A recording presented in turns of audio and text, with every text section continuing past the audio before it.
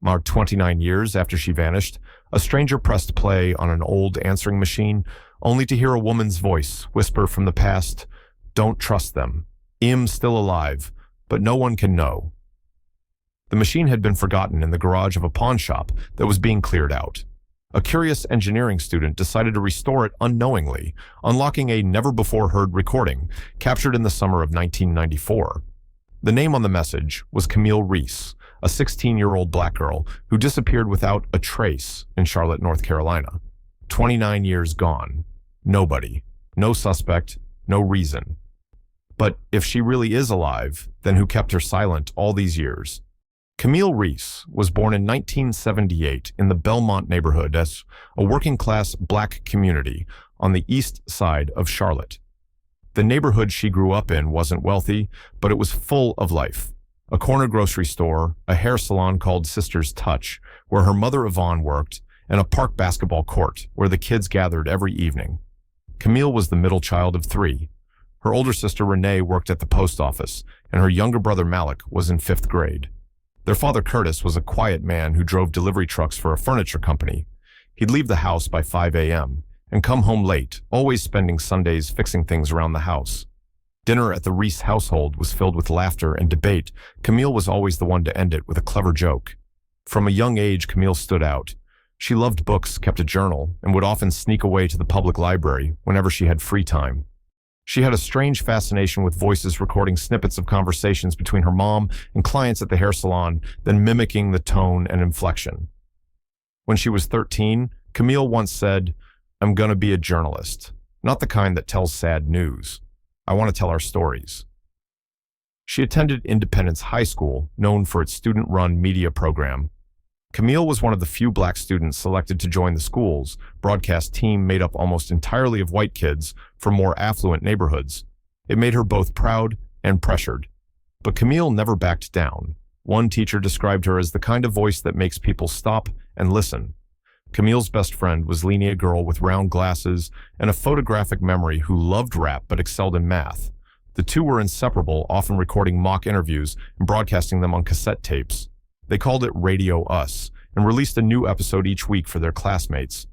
That was Camille Sharp, dreamy, deeply connected to her community, and always thinking big. No one could have imagined that just weeks after her 16th birthday, she would leave and never come back. June 1994. Camille had just celebrated her 16th birthday quietly. No big party, just chocolate cake at home with her mom and siblings. That evening, Camille sat in her room recording a voice diary habit she had kept since she was 14. On the last tape ever found, she said, "I think I'm getting close to something. Maybe an opportunity, maybe the truth. I'll tell it if I'm brave enough." That sentence was never explained. But a few days later, Camille told her mom she'd been selected to interview for a summer internship at WHCL Channel 9, the local TV station. It was part of a youth media program. For Camille, it was a dream. Her mother was a bit uneasy about Camille going alone, but she reassured her, "It's just in the morning. They just want to see me read the news. Nothing dangerous." The day before, Camille redid her ponytail, ironed her skirt, and wrote out sample news scripts to practice. Lena even came over to help her record a mock audition, and they both burst out laughing when Camille stumbled on a word. They set an alarm for 6:30 a.m. The next day, Monday, June 20th, 1994, Camille left the house at 8 a.m. She wore a white blouse, a light blue skirt, the earrings her mother gave her, and carried her leather notebook.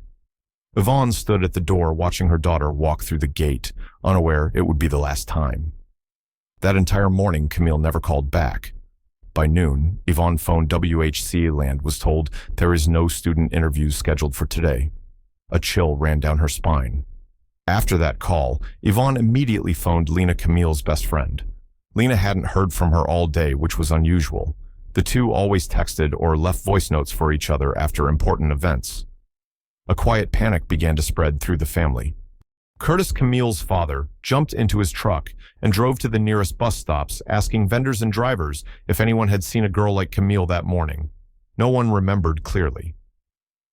One man at a gas station near the TV studio said he saw a young girl in a light blue skirt talking to someone in an old Mercury, but he didn't catch the license plate. No security cameras, no visual evidence. That night, the family reported her missing. But like so many cases involving missing black girls, the initial reaction was dismissive. The officer on duty said, maybe she just ran off somewhere. Give it 24 hours and come back. No Amber Alert, no urgent search. The next morning, Camille's family began their own search. They printed flyers, knocked on every door in the neighborhood, asked local shops to check their security footage, most of which had already been taped over or lost due to outdated systems. Camille's friends rallied to help. Lena and a few classmates held a small prayer circle at the park where Camille used to shoot hoops. Her mother lit a candle and placed a handwritten copy of a poem Camille had written in 8th grade titled, "My Voice Won't Go Silent." No one said it out loud, but everyone felt it. This wasn't like Camille. She wasn't the kind of girl to just disappear. She had once said, "If I ever go missing, believe me, I didn't choose to." That sentence would become the only thing her mother could hold on to when the rest of the world started to forget.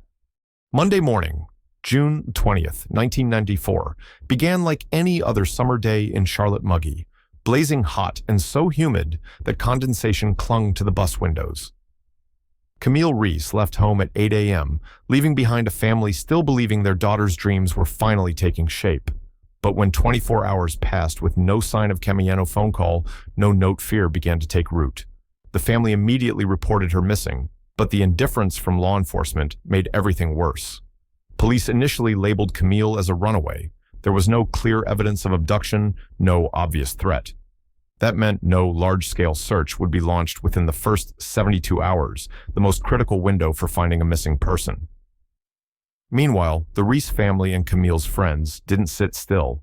They formed an informal search party, splitting up to canvass the bus stops, the TV station, local parks, and any place Camille was known to frequent. A few even went as far as cemeteries, abandoned homes, and the woods outside town places, tied to other eerie disappearances in the past. A week after Camille vanished, a man named Deshawn, maintenance worker for the building next to WHCL, called Camille's mother. He said that on the day she went missing, he saw a young black girl quickly exiting a side door of the TV station, followed closely by a middle-aged man in a white shirt and sunglasses. I remember because she looked scared, kept glancing around like she was hoping someone would help, but police never formally documented his account, calling it unverified. They didn't ask Deshawn to identify anyone, nor did they check the TV station's employee log from that day. Camille's family begged, but got nothing but a shake of the head. Strangely, just a week after giving that statement, Deshawn was fired from his job for disrupting internal operations. He moved out of Charlotte shortly after. Leads started to apparently be cut off just as quickly. It felt like someone was erasing every trace the moment it surfaced. Nearly 2 weeks after Camille's disappearance, something unexpected turned up. A sanitation worker in suburban Charlotte found a black briefcase tossed behind a dumpster near an abandoned parking lot. It was dirty and dented, but inside was a notebook, Camille's. Her name was on it, handwriting. Clear inside were draft news scripts, interview notes, and one page in red ink. "If I don't come back, find tape number 27. No one knew where that tape was. Camille's family swore she'd never mentioned it. The discovery was reported to police, but they ruled it insufficient to indicate criminal activity. The case file was sealed, and the notebook and briefcase vanished in 2002 when the case was transferred to archives. Only one person ever claimed to have seen tape 27, Lena. In a 2017 interview for an investigative podcast, Lena said, "Camille once showed me that tape. It recorded a phone call, but I only heard a few seconds before she took it back. She said she wasn't ready for anyone else to know what was on that tape that scared Camille. And could that have been the reason she disappeared? The more people dug the stranger, the details became."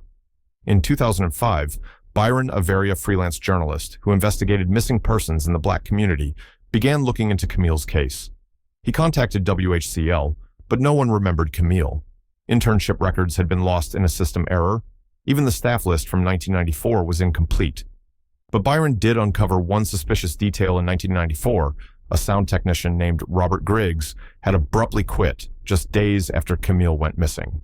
When asked, the station said he moved out of state without leaving an address.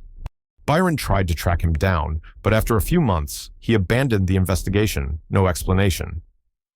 Years later, a blogger revealed Byron had told friends, "I don't think Camille just disappeared. Someone tried to erase her." After 2005, Camille's story faded further into silence, but not for Yvonne. Every year on June 20th, she posted flyers at the church library and local grocery stores. Do you still remember Camille Reese? Each message came with her daughter's photo at age 16 and the same phone number, unchanged since the day Camille left. In 2009, a call came to that number at 2 a.m., a woman's voice, faint, breathless, whispering, "Mama, I don't know where I am. They won't let me out. They say I'm someone else."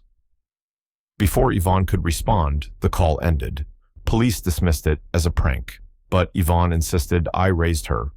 I know my daughter's voice. She asked for an investigation, but the number couldn't be traced. Police said it came from a burner phone. After that call, Yvonne began logging every detail. She even hired someone to trace the phone signal, though it led nowhere.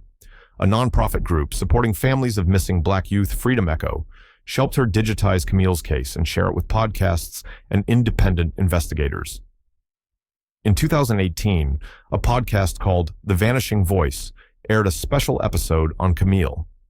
They mapped out her likely path based on Deshawn's account, the anonymous phone call, and the parking lot where the briefcase was found.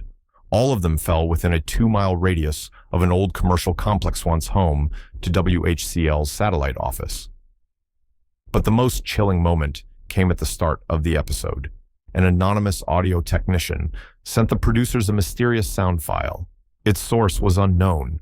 It contained a whispered message, nearly identical to the one on the answering machine in 2021, "Don't trust them, I'm still alive." Which leads to the question, if Camille really did send that message, who's been keeping her all this time, and why only scattered fragments of her voice, just enough to haunt us, but never enough to prove she was there. Then, in November 2021, when that old answering machine turned up in a pawn shop garage, all those fragments finally came together, like a final signal from Camille, or from someone speaking the words she was never allowed to say. By 2022, a young journalist named Kenya Sloan, who first heard about Camille's case through a podcast, decided to reopen the story as part of her investigative series, The Forgotten Missing. Kenya was a Charlotte native, and her grandmother had once lived next door to Camille. She had a personal reason I remember playing with Camille in the backyard. If I went missing, would anyone still remember? Kenya began by digging into old records and interviewing people who had been overlooked. One of them was Marvin Estisa, night security guard at the old commercial complex that once housed WHCL's satellite office. He revealed something chilling back in 1994. On several nights, he saw a young girl appear in a second-floor window on an unused level after WHCL moved out. I thought maybe she was someone's daughter, but thinking back, sometimes she waved like she wanted help. Then she'd vanish. That detail sent a chill down Kenya's spine. She reviewed the building's blueprints and discovered that the second floor connected to a side stairwell that could be locked from the inside and had no surveillance cameras. Someone could be kept there without anyone knowing. And the building was less than 500 meters from where Camille's briefcase had been found. Kenya turned her focus to Robert Griggs, the former WHCL sound technician connected to Camille's disappearance. Through an old contact at a defunct equipment supplier, she tracked down Griggs's last known address, a small town called Laurel Springs, South Carolina. By the time she arrived, Griggs had already passed away in 2018, but his widow Dorothy had kept several of his audio reels and tapes. Among them, Kenya found an unmarked cassette labeled only T6 Voicemail Remix. It contained a jumble of chopped-up audio segments, but one stood out, a trembling female voice saying, "If anyone hears this, my name is Camille Reese. I don't know where I am. I think they're coming back." Kenya sent the tape to an independent audio expert who confirmed the voice was an 89% match with Camille's 1994 recording. Why did Griggs have that tape? Where did he get it, and why did he keep it all those years, without telling anyone? The questions shifted. It was no longer just, where is Camille, but who erased her? Kenya began comparing the new tape with earlier witness accounts, including Lena, Camille's best friend. When Lena heard the recording, she froze, then broke down in tears. That's her voice, but something's wrong. She's scared. Camille was never scared like that. Lena remembered that just before she vanished, Camille had said, "I need to record something before it's too late." When Lena asked more, Camille only shook her head. Not yet. Kenya also uncovered a strange detail in a scanned copy of WHCL's 1994. Staff Listone's summer intern's name had been blacked out with permanent ink. The first name read, Carlast, name unknown. A former editing room employee recalled, there was a tech assistant who never got introduced. He just showed up at night sessions. Then after a few weeks gone, no explanation. Digging deeper, Kenya contacted the property management company that once owned the complex. She hoped to find lease records or old security logs. In the archives, she found a short-term rental agreement for the second floor signed by a media company called Echo Focus Productions. It only existed from June to August 1994. No one knew what it did. No website, no business filings. Inside the lease paperwork was a list of installed equipment, 3 tape recorders, 2 sound mixers, and a mobile soundproofing system. The room listed second floor rear utility room was the exact location where Marvin said he'd seen the girl. Kenya started to piece it together. If Camille had been held there, she wasn't just taken. She may have been recorded, interrogated, or used for something. But why? What could a 16-year-old girl possibly know that someone needed to silence her for decades? A week later, Kenya submitted a records request to the Charlotte Police Department asking for information on Echo Focus Productions. The response was unsettling. We are unable to release information related to this matter due to its connection to an internal file. Internal Camille's case was never classified as an internal matter. Kenya began to suspect something much deeper, possibly more dangerous, had been buried under decades of silence. She returned to a forgotten lead, the family of Robert Griggs. Dorothy Griggs' widow recalled her husband once saying to a colleague, "I heard something I wasn't supposed to hear." She remembered asking why he jumped whenever the phone rang. He just said, "That girl's voice never left my head." Kenya asked to recheck the family's old tape archive. Among the broken, frayed cassettes, she found one with a partial recording, a deep male voice saying, "You're not allowed to say that. If you do, no one's going to save you, Camille." That single sentence shook everything. If Camille was threatened, did anyone else know she was taken? Kenya matched the voice to WHCL's old training tapes and began to suspect it might belong to Carl, the unnamed assistant wiped from the employee list.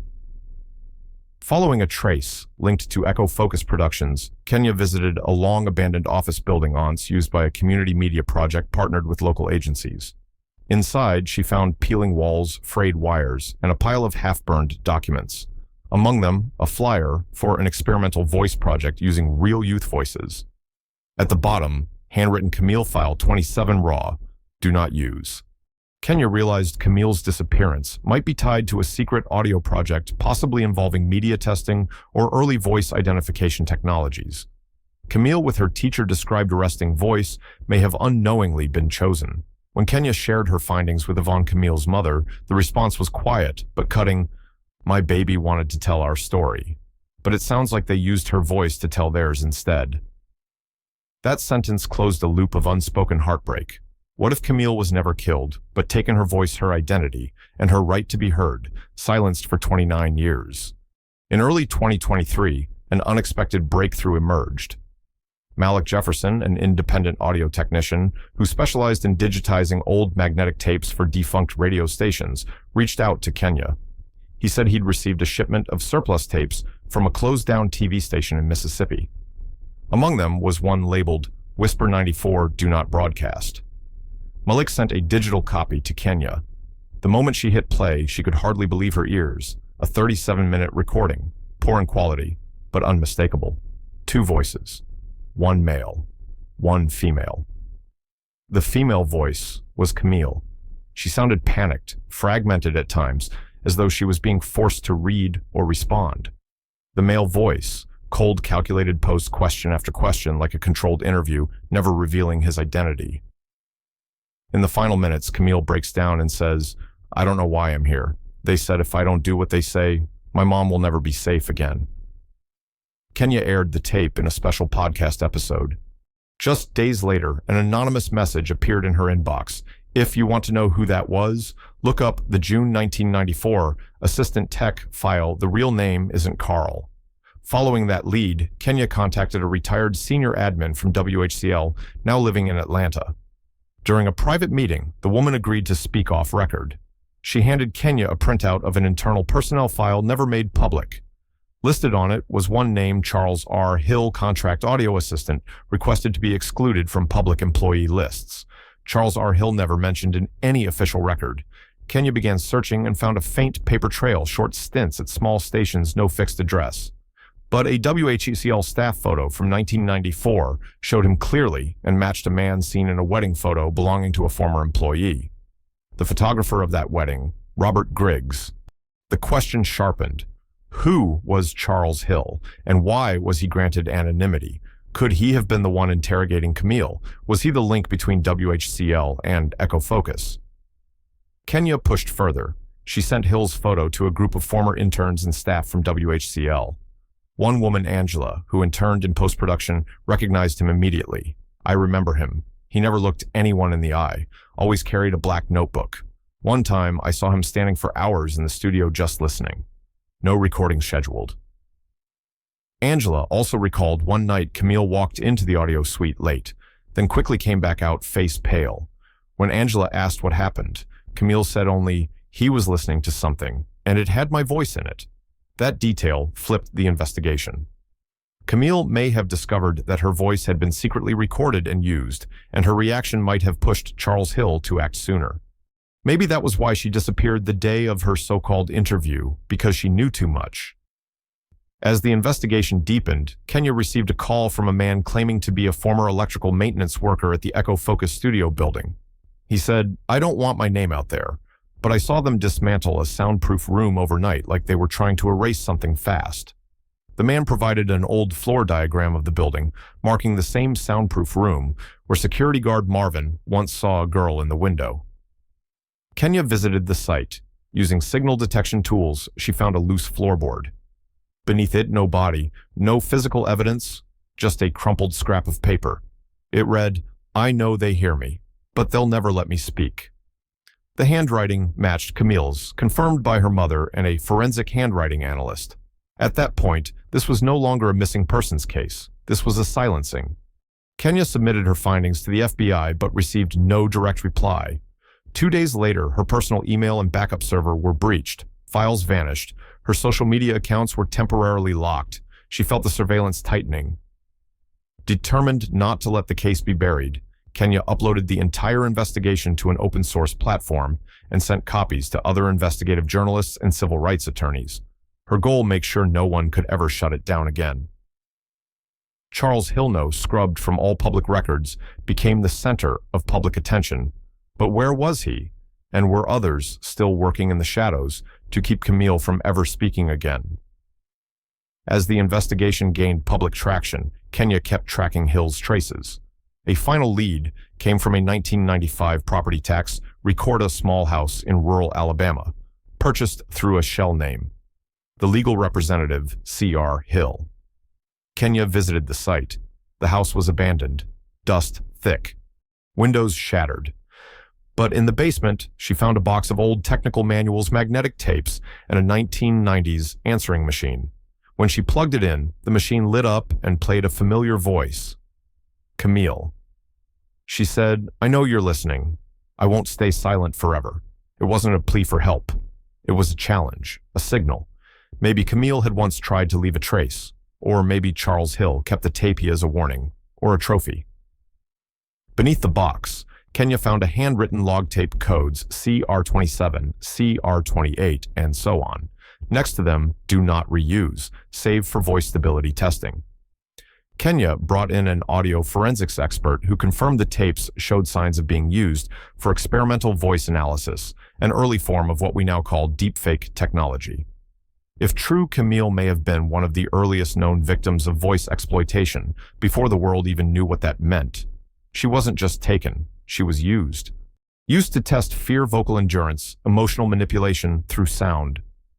From there, Camille's case exploded across justice-focused platforms. A campaign, Leather Voice, Be Heard spread. Like wildfire, demanding the case be reopened. hearings held, and a full investigation into WHCL's operations from 1993 to 1995. People weren't just angry for Camille. They were angry because they saw how many other Camilles might have been erased. And Charles Hillno, a ghost, became a symbol of the system that once believed a young black girl's voice was something to be manipulated, tested, and discarded. As independent investigators analyzed the remaining tapes found at Charles Hill's house, one recording sent shockwaves through the entire case, a 6-minute segment with an unidentified voice. But near the end, a woman, not Camille, whispers, "This isn't her real voice. We modified it." That sentence unraveled everything.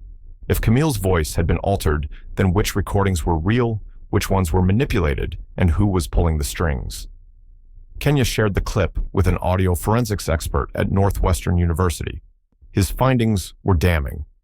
There are signs of layered frequency edits, cut segments, and mismatched vocal origins.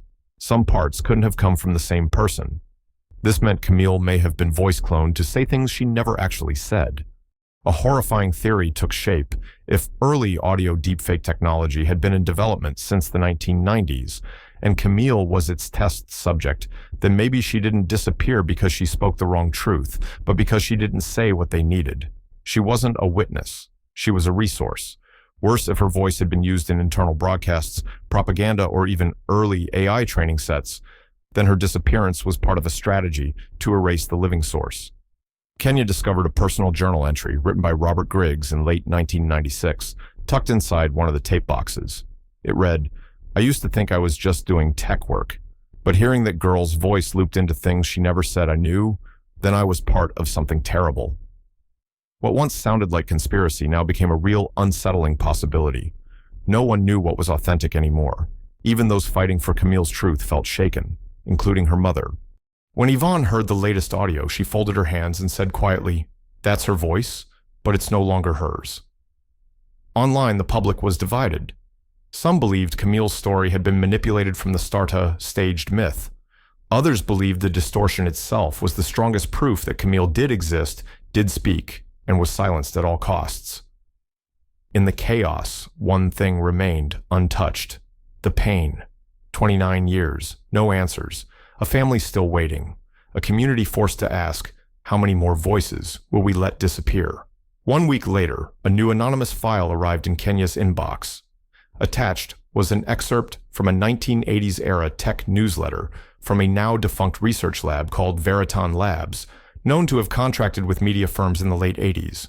The excerpt read, "Youth Vocal Analysis Program Phase 2 Successful. Full sample dataset from CR Group completed. High commercial potential for voice modeling." The initials CR immediately triggered a red flag. Camille Reese. Kenya contacted tech historians who confirmed Veriton Labs had developed early voice synthesis systems for navigation AI language training and synthetic assistance. If Camille was part of that dataset, she may have been one of the earliest individuals whose voice was harvested without knowledge or consent. The shock intensified when an old 1997 video resurfaced online, a commercial for a voice assistant software called Echo Child.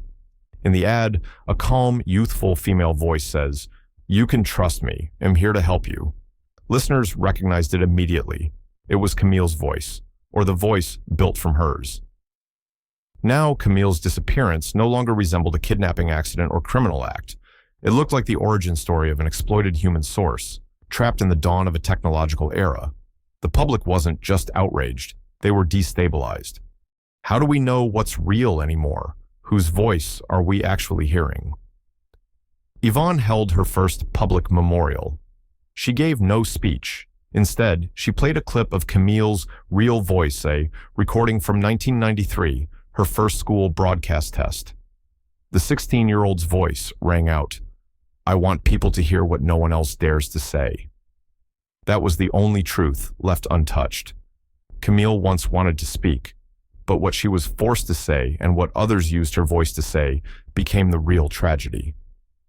1 week after the Echo Child video went viral, a digital privacy advocacy group named Silent Trace released a bombshell. They had traced the Echo Child voice dataset and discovered that its core training sample, known as CR sample Series 001, matched the voice print from Camille's 1993 recording. Her voice had been used commercially for over a decade, without consent, without compensation, without protection. From 2002 to 2016, Camille's voice had powered dozens of speech apps products and internal systems. The internet erupted, hundreds of thousands of shares. Major news outlets ran expos. A wave of protest demanded full transparency from Echo Focus Veriton Labs and all entities tied to 2005 voice tech development. Kenya, now the face of Camille's justice movement, was invited to testify before the North Carolina State Assembly. She said, "We didn't just lose Camille. We let her voice be used to sell products, guide consumers, while her family lived 29 years in silence. Her voice worked harder than she ever got to. No paycheck, no protection, no peace." The case ignited a fierce ethical debate in tech. Is unauthorized voice use a crime? Who owns a voice? Especially one that was once the only proof someone had ever lived. Yvonne, after the hearing, issued a final statement. "I don't want compensation. I want people to remember. Camille was a person, not data." Mayui. Her words were printed on thousands of posters and signs, becoming the rallying cry of a new movement for voice rights and AI ethics. And through all the debate, one question remained unanswered. Did Camille die in 1994?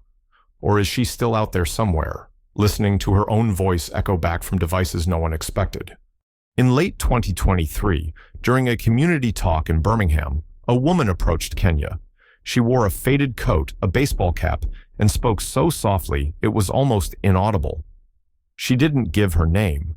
She simply placed a worn cassette tape on the table and said, "I think I used to know Camille." When Kenya played the tape, it didn't contain Camille's voice, but it held something just as haunting. There was local radio music and then a short, previously unheard interview. A woman asks, "If one day you disappeared, what would you want people to remember?" Another voice answers, deeper, steadier, matured, "I want them to remember I was never silent by choice." Kenya froze. The voice wasn't exactly Camille's, but it wasn't unfamiliar either. It sounded like someone older, someone who had lived more life, someone Camille might have become. The question resurfaced: if Camille is still alive, why has she never come forward? Maybe after being used as a tool for technology, she chose to stay hidden, choosing anonymity over manipulation. No one ever identified the woman who left the tape. Security cameras only caught her silhouette. She never returned. But Kenya kept the tape like a sacred artifact.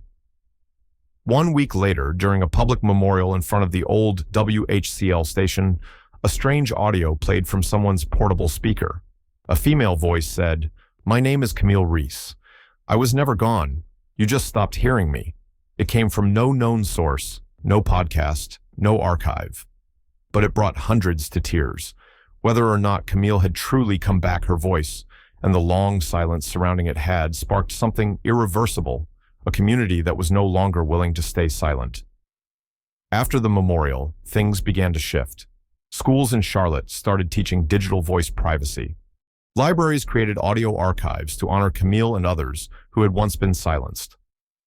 Kenya was invited by local radio to create a new podcast series, The Unheard, focused on missing Black voices erased by media silence. Every episode opened with Camille's words, "I was never silent by choice." Journalists across the country continued investigating old tech programs. A team of independent reporters discovered that at least 6 Black teenagers between 1992 and 1997 had been part of early voice training initiatives and later vanished from public records. Marked as withdrawn for personal reasons, their school, hospital, and residency files were gone. Camille's story was no longer just about her. It had become a mirror held up to a system that once viewed human voice, the most intimate form of identity, not as something sacred, but as data. From Charlotte to Atlanta, Chicago to Houston, people began to speak out. Mothers who had once kept quiet out of fear now stood up, sharing stories of children who were recorded for educational projects and then disappeared from academic records. Young lawmakers, many of them Black, introduced new bills demanding legal protections for vocal identity and AI consent. Through it all, Kenya never let go of the cassette left by the mystery woman. She digitized it, uploaded it without commentary or promotion to an open access platform. Within 48 hours, it had over 3 million plays and more than 30,000 comments. People wrote, "I know this voice. That was my friend. That was my sister. That was me. And maybe more than any other theory, the thing that touched people most was the hope that Camille had survived. It was the realization that somehow she was finally being heard. 1 year later, an international human rights organization officially recognized Camille Reese's case as a landmark symbol in the fight for biometric and vocal data ethics. Her story became part of training materials for engineers and AI developers worldwide. A high school in Charlotte renamed its recording studio the Camille Reese Room, where Black students are now encouraged to record their own stories, not to be exploited, but to be heard and preserved with dignity. In a final interview with NPR, Kenya reflected, "I thought I was searching for a missing girl, but what I found was a system, and through that, I realized I was never alone." To this day, no one knows where Camille is, but what she left behind, or what was taken from her, has finally come back in another form: a warning, a reckoning, and a call. In a classroom in Houston, a 12-year-old girl records her first spoken word project. She says, "My name is Ava. I speak because I can. And if one day I can't, please make sure someone still hears me." Her voice echoes softly across the studio, and from behind the glass, Kenya, sitting quietly at the control board, nods. Camille, wherever she is still alive in every voice that refuses to go unheard. If you've listened this far, ask yourself, what do you believe really happened to Camille Reese? Was she erased by technology, or forgotten by a society that never truly valued voices like hers? Share this video with someone who needs to be reminded that their voice matters. Because every time we tell Camille's story, we're not just remembering her, we're declaring that she and all of us were never truly silent.